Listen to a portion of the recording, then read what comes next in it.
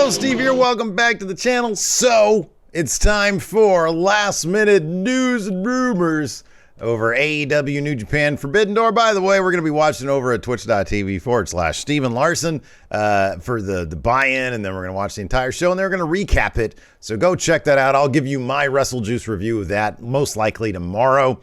So be sure to check all that out. But before every show, day of, I like to make a video that has a really small viewing window, because by the time Forbidden Door comes around, this video is kind of useless. Although it might be fun to go back and look at some of these rumors that were going down. Not a whole lot of them, honestly. Like, first up in the news item, the Forbidden Door continues to be cursed. That's right, the dudes with attitudes, Los Ingobernables de Japón versus Bullet Club match has been struck by the injury bug as well. Of course, AEW has been hit with all sorts of injury bugs as of late, and add this one to the list of injuries for this pay-per-view, not on the AEW side, on the New Japan side. Hiromu Takahashi, the ticking time bomb, is out. That's right, it was a tweet from AEW yesterday at 1:30 p.m. Pacific time, said Hiromu Takahashi has a fever and can't travel to America to compete at Forbidden Door. So now it says the match will now be a trios match with the Young Bucks and LP with Hikuleo in their corner, and then the dudes with attitudes, with Sting and Darby Allin with Shingo Takagi. So it's going to be a 3-on-3 match as opposed to an 8-man match. So yeah, best wishes go out to the Ticking Time Bomb. He's one of my favorite dudes over there in New Japan. That guy does some crazy stuff. I love me some Ticking Time Bomb.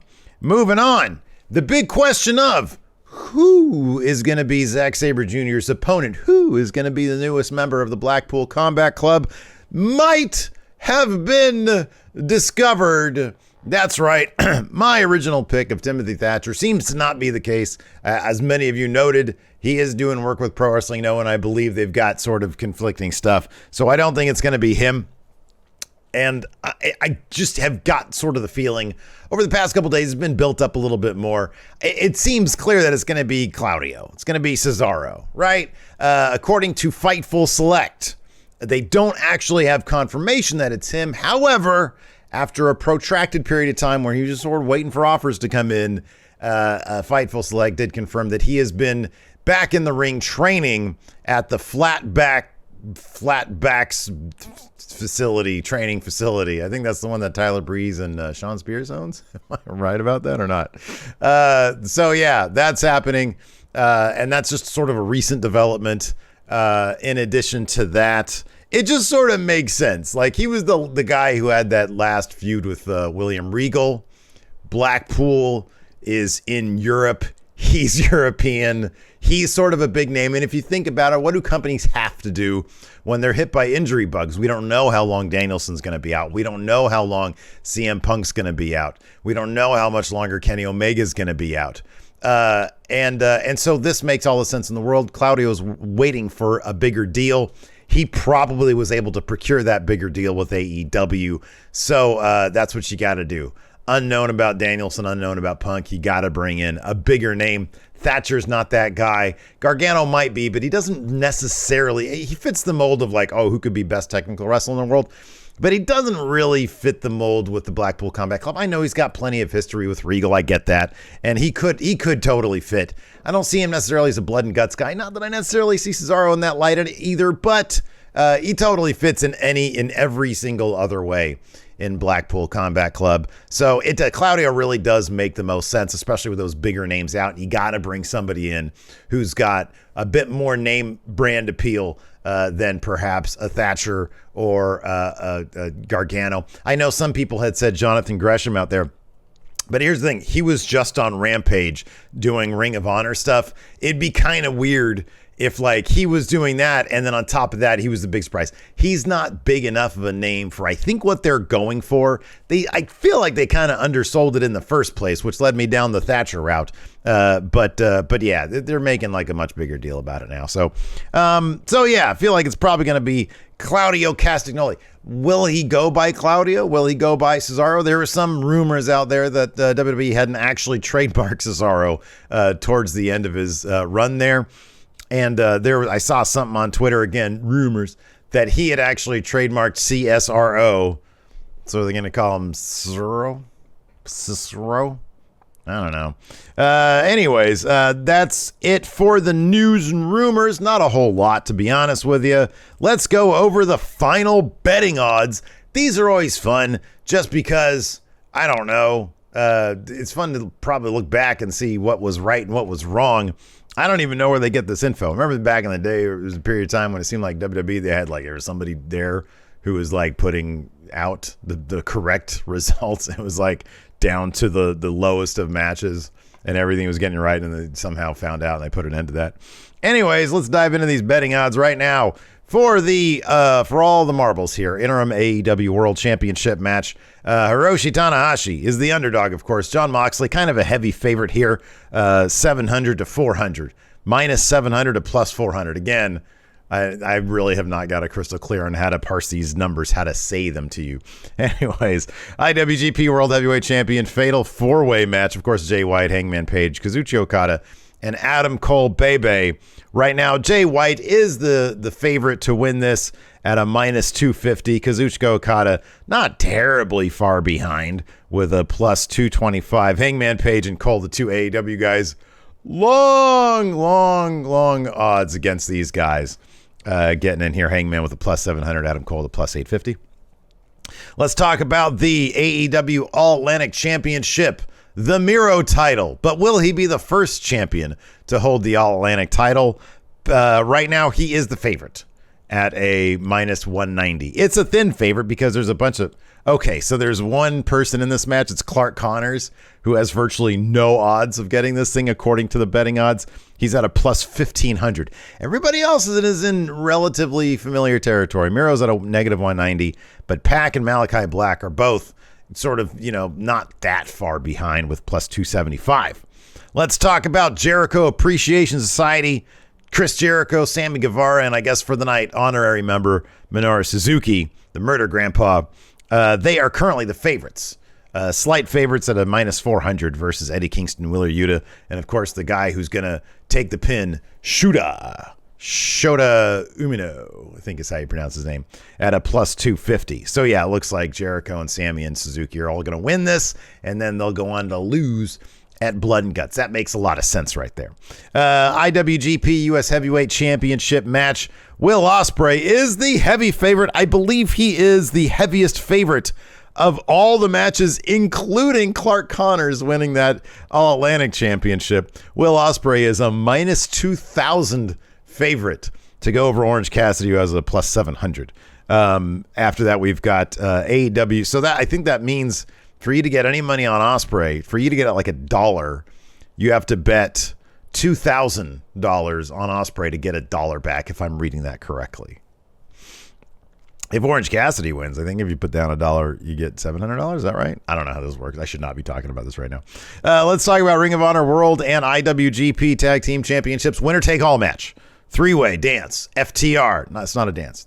Triple threat. FTR, who are the current Ring of Honor and AAA champions. United Empire, the IWGP champions. And Roppongi Vice. Roppongi eating pins every night because they are the super underdogs here at a plus 900. FTR, the favorites, thin favorites at minus 143, and then United Empire at plus 290. So yeah, it looks like FTR is probably gonna. I believe these ones. I think everything so far they've gotten it right. AEW Women's World Championship match. Thunder Rosa right now is the pretty medium favorite here to beat Toni Storm at minus 435. Here we go. Zack Sabre Jr. versus maybe Claudio. Right now, I don't know. Vacant Claudio Gargano is the favorite to win at minus 455. So it looks like whatever name, these betting odds feels that whatever name is coming in is big enough to beat Zack Sabre Jr. I guess it makes some amount of sense. I mean, I felt like the logic of Zack Sabre Jr. beating somebody and then having that Danielson match down the line. I guess, you can't really plan for something that may or may not happen. So if you're going to have a big debut like a Claudio cameraman, you have him beat Zack Sabre Jr. He was scheduled to lose this match anyways. Danielson was going to win. Right now, TBA is at minus 455 to win this match. Zack Sabre Jr. plus 280.